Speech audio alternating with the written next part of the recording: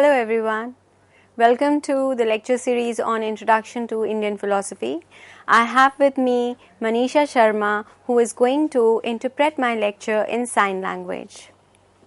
Okay, so in the last lecture I discussed with you Samanya or universal, which is the fourth Padartha.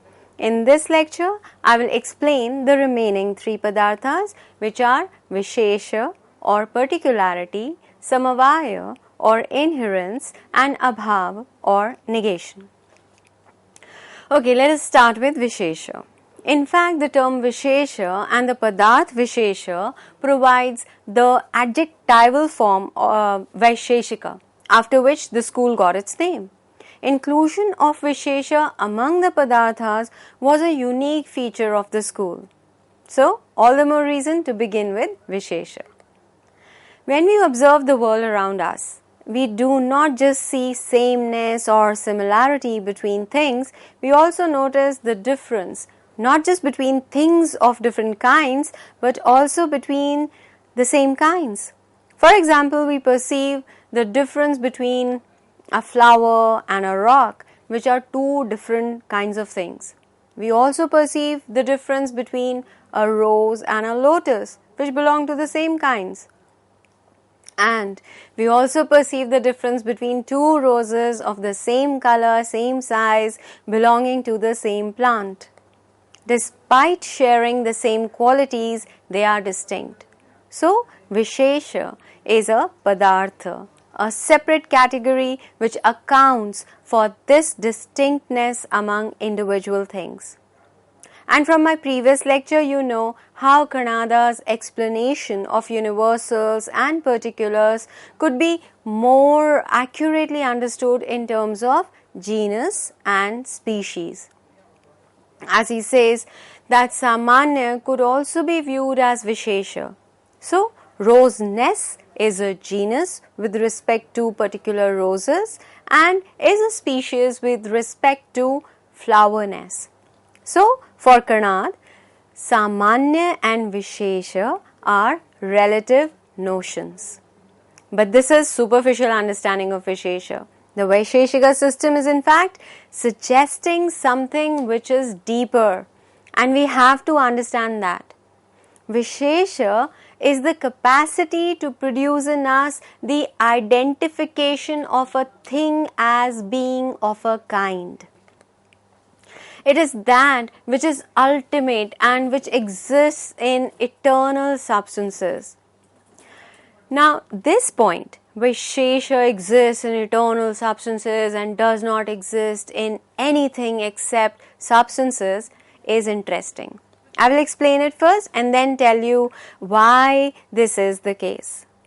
Now, what are the eternal substances?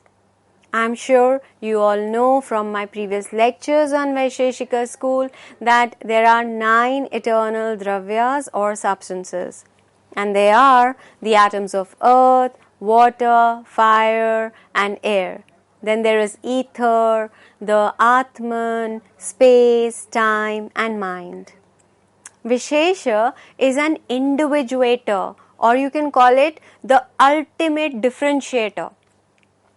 It is different from that in which it exists. The earth atoms are all alike. The water atoms are all alike.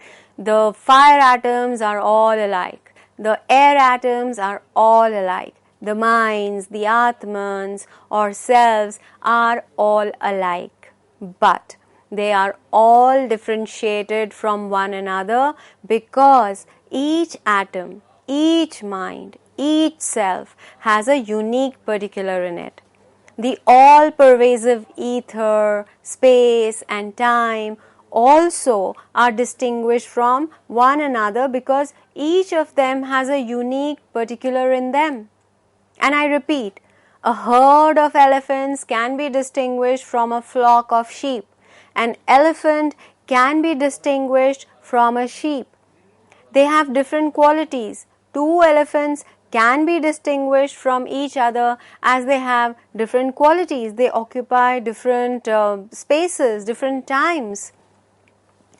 But what about cases where ordinary differentiators are not helpful? When we refer to plurality of infinite entities or a plurality of the most infinitesimal. There too, according to the Vaiśeṣikas, can be found a Vaiśeṣa in each and every one of them. One could ask, why increase the number of padarthas if we could explain it in terms of another? Substances can individuate themselves, so Vaiśeṣa as a separate category is not required. To this, the Vaiśeṣika answer is twofold. First answer is atoms, cells and minds are all alike as far as their generic character is concerned. Vaiśeṣa is required to explain the difference between them.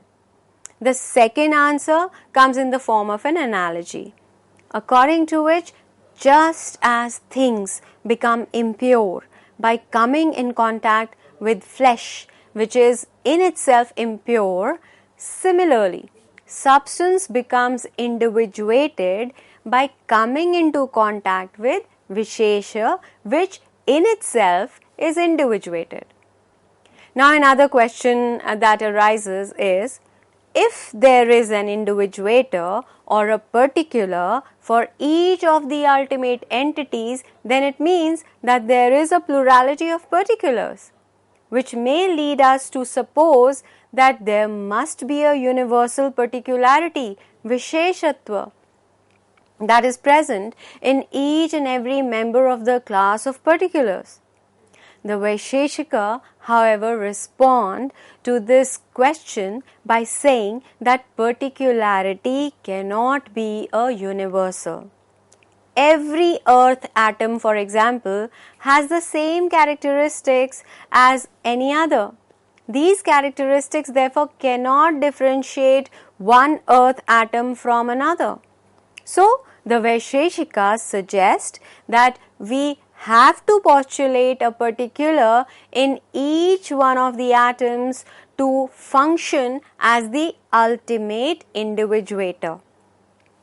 If, however, every particular has the same universal Vaiśeṣatva, meaning every particular is similar to every other particular, then it will lose its power as the ultimate individuator. To regard particularity as a universal is to destroy particularity. Anyway, another question. How can we recognize the particulars? The Vaiśeṣikas say that unlike universals, which one grasps from a distance, particulars can be seen when one is close to them. The particularity of dravyas, including the selves, is too subtle, too small for the common man to perceive. In fact, they are imperceptible for all of us common people. Only the yogis have the power to see particularity.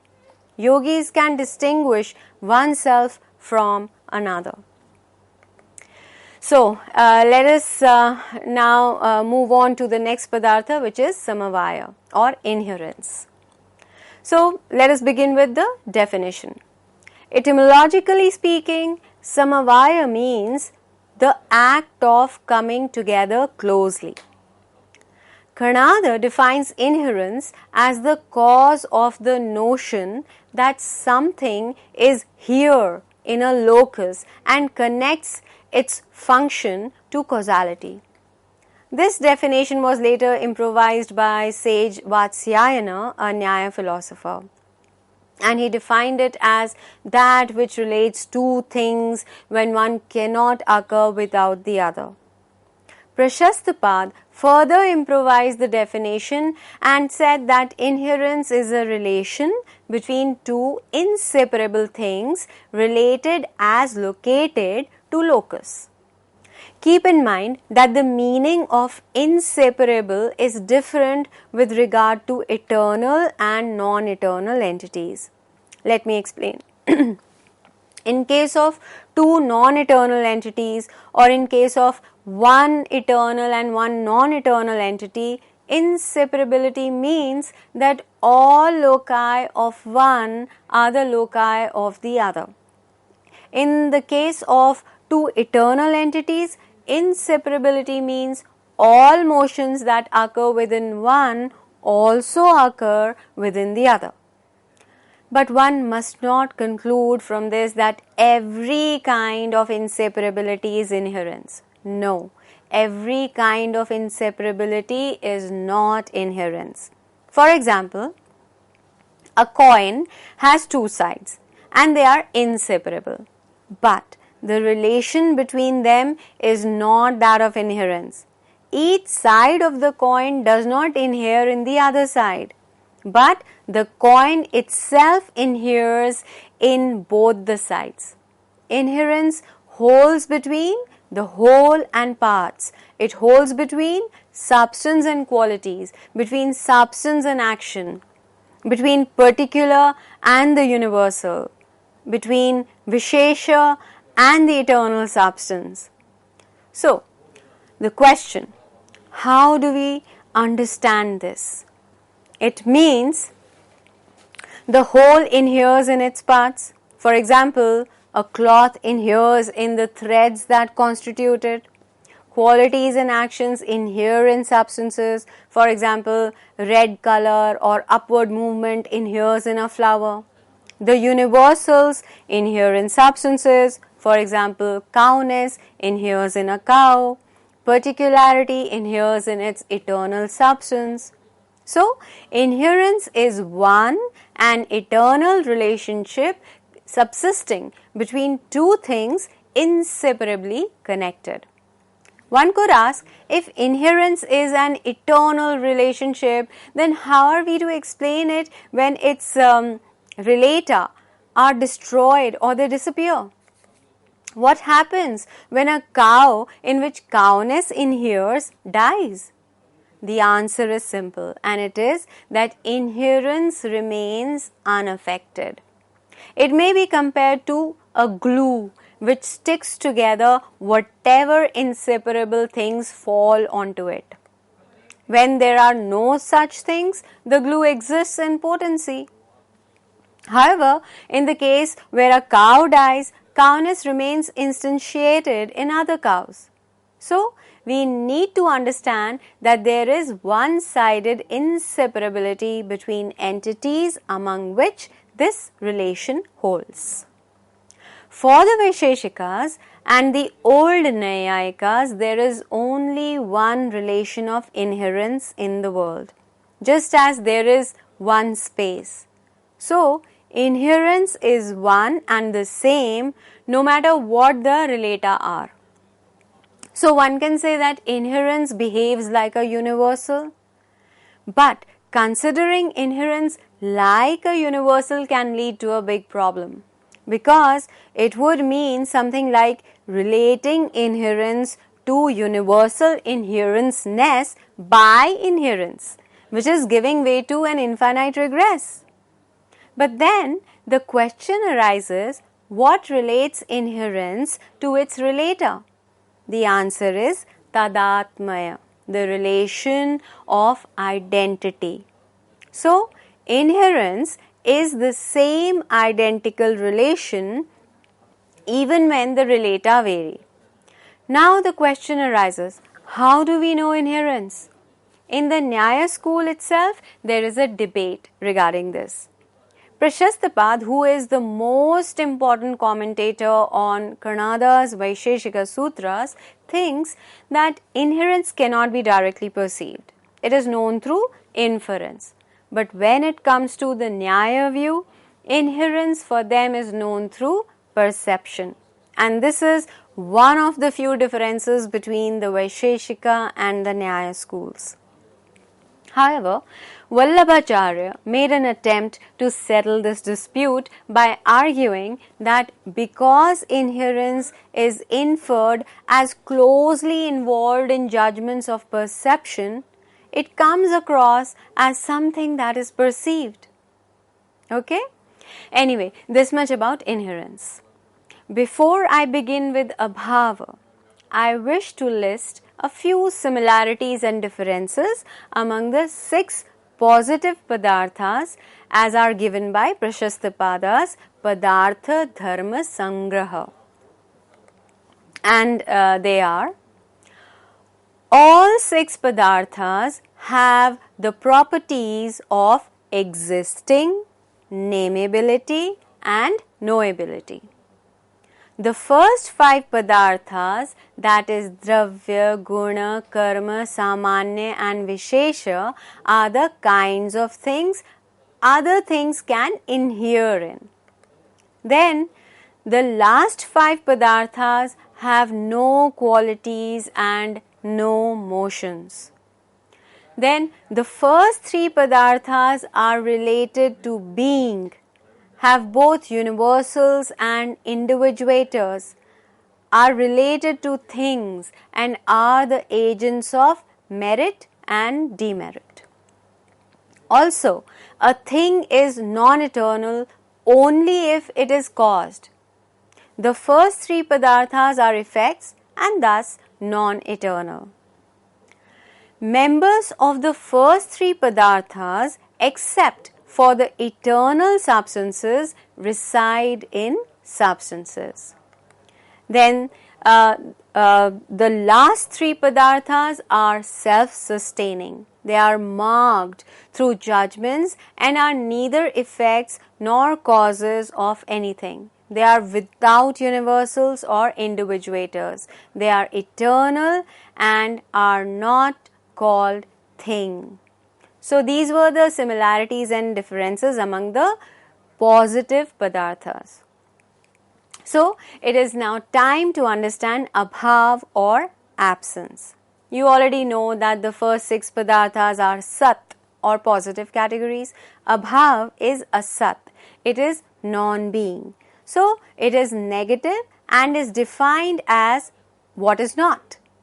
Basically, the point that the Vaiśeṣikas want to make is that reality is both positive and negative.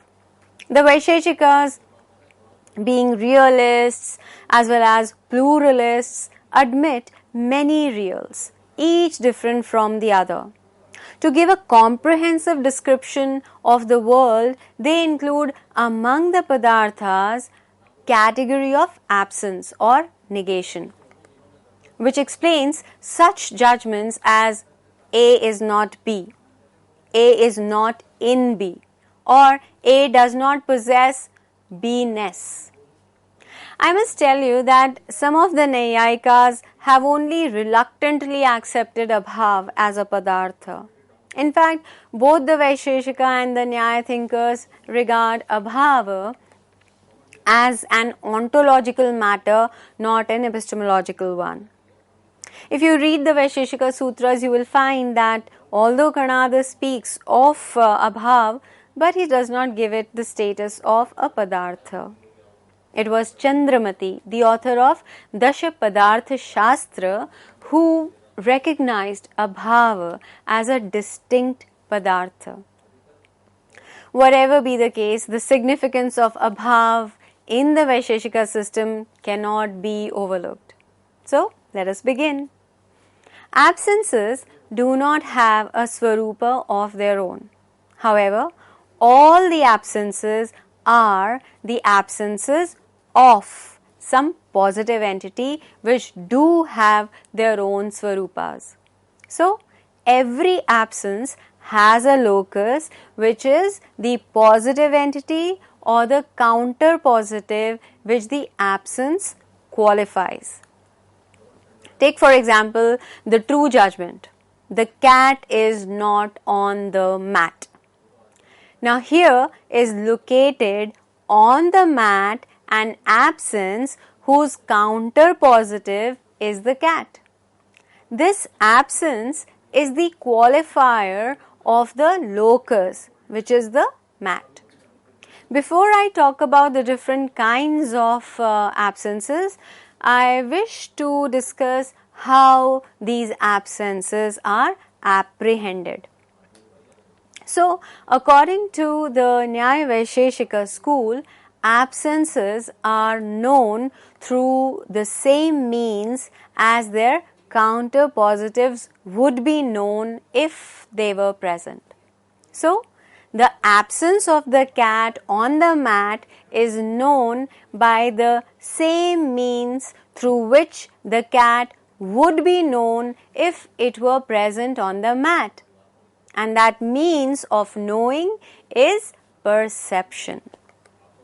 But perception in this case is always accompanied with the thought that had the object been there, it would have been perceived.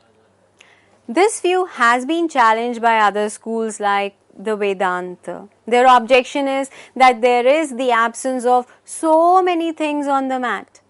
There is absence of dog on the mat, there is absence of elephant on the mat, there is absence of plant on the mat, there is absence of water on the mat. Now, with which of these absences does the sight of a person come into contact when he or she looks at the mat? See, contact is a relation between two positive entities, but absence is not a positive entity. So, the sense of sight cannot come in contact with it, and this makes the perception of the absences impossible. It's not that the Vaiśeṣika do not have an answer to this objection. They stick to their point, claiming that absences are known by perception. And they give a list of different kinds of subject-object relationships. And the relationship that concerns us here is called Vaiśeṣika, or adjectivity, which is a kind of Swarupa Sambandha, in which the nature of absence is itself the term and the relation. Let us understand. The sense organ perceives the mat as well as the absenceness of the cat on the mat. So, the absence of the cat on the mat means that the mat is characterized by the adjective absenceness, which is related to the mat by the relation of Vaiśeṣika. It is actually a long debate. You can read if you wish to understand more. But let us now understand the four varieties of absences discussed by sage Kanada. They are Pragabhav or prior absence, Pradvamsabhav or posterior absence, Anyonyabhav or mutual absence, and Atyantabhav or absolute absence. Pragabhav or prior non-existence is absence of a thing before it is produced or created. For example, the non-existence of cloth in the threads. Now, Annam Bhatta, who is a Nyaya philosopher, defines Pragabhav as the absence of an effect before its emergence. It is without a beginning but with an end, and the end is when the thing is produced or created. Pradvamsabhav or posterior non-existence is the absence of a thing after it is destroyed. For example, the non-existence of a jar after it is destroyed. It has a beginning but no end because the same jar cannot be brought back into existence. Anyonyabhav or mutual absence is the absence of a thing in whatever is different from it. For example, the absence of a pen in a paper. It is beginningless and endless. Atyantabhav or absolute absence is the non-existence of a thing in another thing at all times, past, present and future. For example, the non-existence of horns in a hare for all times, past, present and future. Interestingly, Chandramati has added a fifth kind of negation in this list of absences, and it is called Samsarga Bhav or relational absence. It is the non-existence of relation between certain sorts of things with certain other sorts. And he says that it is in this way that Satta is absent from inherence. However, Vaiśeṣika Mishra again brought the classification back to 4, which were originally recognized by Kanad. But he considered Samsarga Bhav as a general title for any absence involving a positive relation, like the absence of something at or on or in something else. So, according to Vaiśeṣika Mishra and many others, absences are of two kinds: Anyonya Bhav, which is mutual non-existence, and Samsarga Bhav, which includes Praga Bhav, Pradvamsa Bhav, and Atyanta Bhav. Now, there is another important philosopher in the Nyaya tradition, Jayanta Bhatt. His view on Abhav is also worth noting. According to him, Praga Bhav and Pradvamsa Bhav are the only two varieties of absences. Other kinds of absences can be fitted in either of these two. Anyonya Bhav, he says, is to be considered as Praga Bhav because it is a prior non-existence of the first thing in a second thing which is different from the first. Atyanta Bhav for him is a kind of Anyonya Bhav where there are no temporal limits. In fact, he calls those cases of Anyonya Bhav which are considered within limits as Apeksha Bhav or limited absences. So, with this, I will end today's lecture. Thank you for listening.